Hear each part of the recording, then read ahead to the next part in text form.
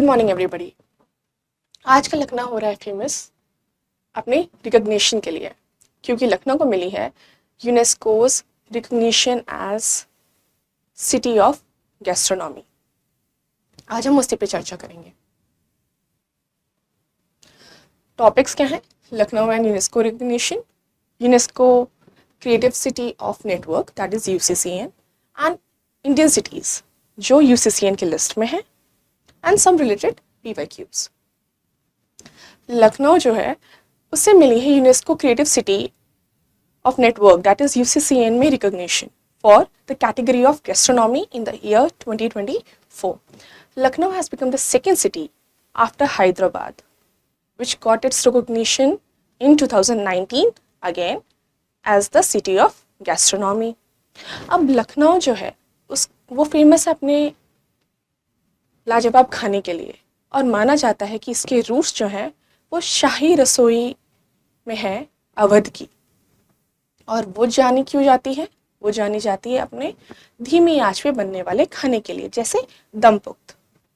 और कुछ signature dishes हैं जैसे दमपुख्त बिरयानी, सीख कबाब, शमी कबाब, काकोरी कबाब, सीख कबाब जो मंगोल की स्पेशल डिशेस हैं, और शमी कबाब जो किसी सीरियन कुक ने हमारे यहाँ इंट्रोड्यूस करी है। अब हम बात करते हैं UNESCO's creative city of network that is UCCN. 2004 में इसे एस्टैब्लिश किया गया था, और इसका मेन पर्पस क्या था? इसका मेन पर्पस था हम क्रिएटिव सिटीज़ और उनके कल्चर को हम साथ लेके आएंगे और उसे रिकग्निशन देंगे। किस लिए? For sustainable urban development. इसमें लगभग 350 सिटीज़ हैं। इसका ऑब्जेक्टिव क्या है? To integrate creativity and cultural industries of the local development strategies and to collaborate at an international level। हम इंटरनेशनल लेवल पे हमारी जो क्रिएटिविटी है और जो कल्चर्स है उसको साथ लेके आएंगे और उसको हम वर्ल्ड वाइड पेश करेंगे। अब इसमें 7 फील्ड्स हैं जिसके ऊपर बात की जाती है, which is first is your crafts and folk, media, film, design, gastronomy, literature and music. अब एप्लीकेशन प्रोसेस एनुअली होता है, साल में एक बार होता है, और इंडिया में हम ये मिनिस्ट्री ऑफ कल्चर के थ्रू करते हैं। अब हमें इस यूसीसीएन की जो रिकॉग्निशन मिलेगी, इसके फ़ायदे क्या हैं? भाई, आप वर्ल्ड वाइड प्रमोशन कर सकते हो, आपको ग्लोबल रिकॉग्निशन मिल रहा है, आप इंटरनेशनल फंडिंग मिल रही है, पार्टनरशिप्स मिल रहे हैं ताकि आप और क्रिएटिव बन सकें। अब यूनेस्को का जो क्रिएटिव सिटी एलिजिबिलिटी है, एंड वन मोर थिंग, इसका जो हेडक्वार्टर्स है, headquarters is in Paris, that is your France, which is basically main headquarters of UNESCO।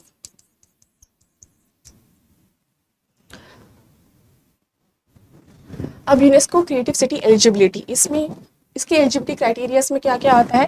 First is your commitment to creativity. हम क्रिएटिविटी और जो कल्चर है ये ड्राइवर्स हैं जिसके बेसिस पे हम इसमें अप्लाई कर सकते हैं। दूसरा क्या है? Cultural assets and potential. ठीक है, एक सिटी के कल्चरल एसेट्स और पोटेंशियल के बारे में उसमें जानकारी होनी चाहिए एप्लीकेशन में। Then we should have an action plan for 4 years, जिसमें हम स्पेसिफिक प्लानिंग के बारे में बात करते हैं, प्रोजेक्ट्स के बारे में बात करते हैं, और पॉलिसीज के बारे में बात करते हैं। ठीक है, और किसी एक क्रिएटिव फील्ड में आपको होना चाहिए पारंगत। ठीक है, जैसे लखनऊ की बात करी तो लखनऊ किस में है? culinary arts। ठीक है, अब ऐसे ही हम बात करेंगे कुछ इंडियन सिटीज़ की। अब बहुत सारी इंडियन सिटीज़ है, इस मैप में आपको सामने दिया हुआ है, मैं आपको शॉर्ट में बताती हूँ। जैसे हमने बात करी कि हमारे पास 7 फील्ड्स हैं, तो 7 फील्ड्स में हम जैसे इन सिटीज़ के बारे में बात करते हैं तो crafts and folk, crafts and folk में हमारे पास कौन सी है? हमारे पास क्राफ्ट्स एंड फोक में है एक श्रीनगर, एंड दूसरी हमारे पास जयपुर। श्रीनगर को मिली है recognition in the year 2021 and Jaipur को रिकॉग्निशन मिली है इन द ईयर 2015। ठीक है, उसके बाद हम बात करते हैं गैस्ट्रोनॉमी की, जो अभी हमने बात कर ही रही है, जिसके बारे में हम चर्चा कर रहे हैं। तो गैस्ट्रोनॉमी में हमें दो सिटीज़ को मिली है। One is your Hyderabad,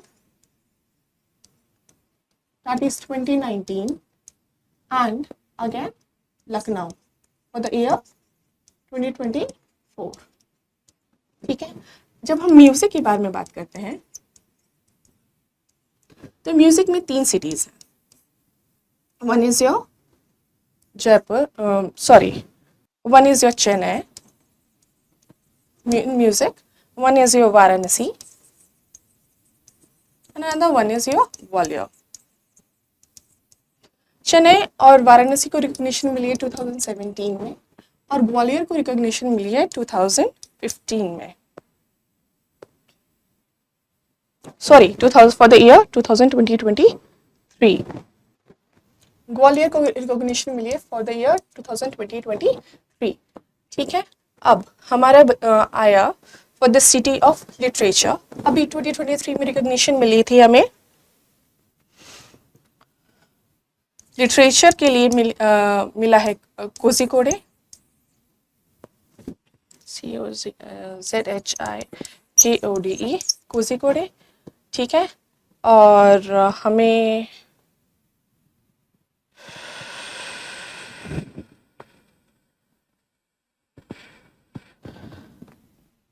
Mumbai film के लिए मिला है मुंबई।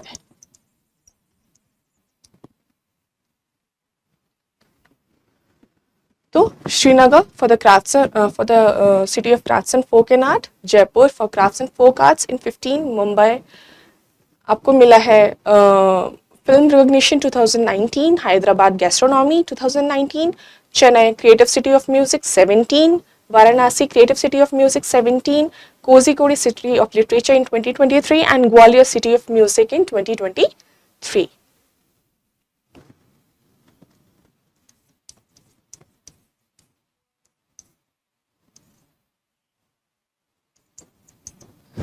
ठीक है, यहाँ टेबल में आपके सामने हमने प्रेजेंट कर दिया है द सेम लिस्ट। अब हम PYQs के बारे में बात करते हैं। Which two Indian cities for the first time have been designated as members of UNESCO's Creative City of Network? Kolkata and Mumbai, first option. भाई मुंबई है, यस, फॉर फिल्म। कोलकाता है, no. Bangalore and Jamshedpur, neither of these. Varanasi and Jaipur, yes, Varanasi for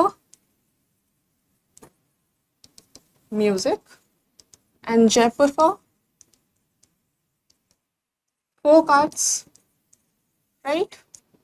This is the right option. Bhopal and Imphal, again no. So option C is your right answer. I hope I'm clear. Next question. Which Indian city has been included by UNESCO in its coveted list of creative cities of network? इस answer पे नहीं जाते हैं, answer अच्छे से discuss करेंगे। Srinagar, Kangra, Leh and Puri. Puri है नहीं, लेह है नहीं, कांगड़ा है नहीं, श्रीनगर है। किस लिए है? For crafts and folk art, crafts and folk arts. Again, for the next question, consider the following statements. Kozhikode has been included in UNESCO's Creative City of Network as the City of Music. Kozhikode is included? Yes. City of Music? No, it is City of Literature. So this answer is your wrong. Second, Garba of Gujarat has been declared by UNESCO as an intangible cultural heritage. Yes, Garba of Gujarat is included in the list of intangible cultural heritage. This is right. The third option is Gwalior has been included in UNESCO's Creative City Network as the City of Literature. Gwalior is included? Yes. As a City of Literature? No. Gwalior is City of Music. So, only second option is right. I hope I was clear with the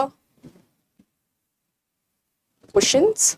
and its explanation and remember the cities.